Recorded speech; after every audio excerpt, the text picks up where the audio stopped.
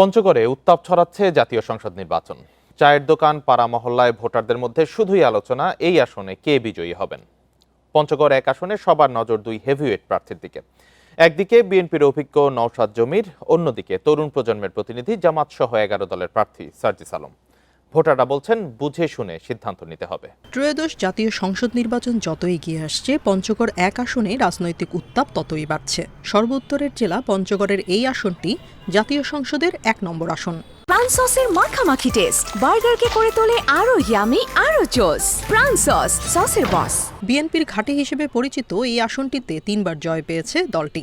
এই আসনে দীর্ঘদিনের রাজনৈতিক ঐতিহ্য ধরে রাখতে মরিয়া বিএনপি। দলটির প্রার্থী হিসেবে মাঠে আছেন কেন্দ্রীয় নেতা ও সুপ্রিম কোর্টের আইনজীবী নওশাদ জমির।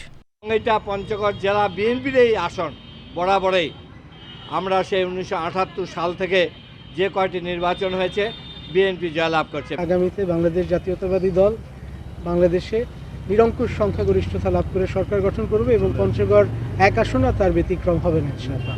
বিএনপির ভোট ব্যাংকে ভাগ বসাতে লড়বেন আলোচিত মুখ 11 দলের প্রার্থী সার্জিস আলম। 11টি দলের মধ্যে যে দলগুলো পঞ্চগড়ে অ্যাক্টিভভাবে তাদের কার্যক্রম পরিচালনা করছে, তারা নিজেরাই অতি আন্তরিকতার সাথে আমাকে ডেকেছে, আমার সাথে বসেছে, আমরা একসাথে বসেছি, কথা বলেছি, আমরা পরিকল্পনা করছি। একদিকে অভিজ্ঞতার পাল্লা, অন্যদিকে পরিবর্তনের ডাক। আরও আছেন 5 প্রার্থী।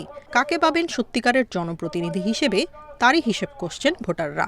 পঞ্চগড় যত সমস্যা আছে সেই সমাধান করার লক্ষ্যে জাতীয় পর্যায়ে নীতি নির্ধারণী কাজ করবেন, আইন প্রণয়ন করবেন।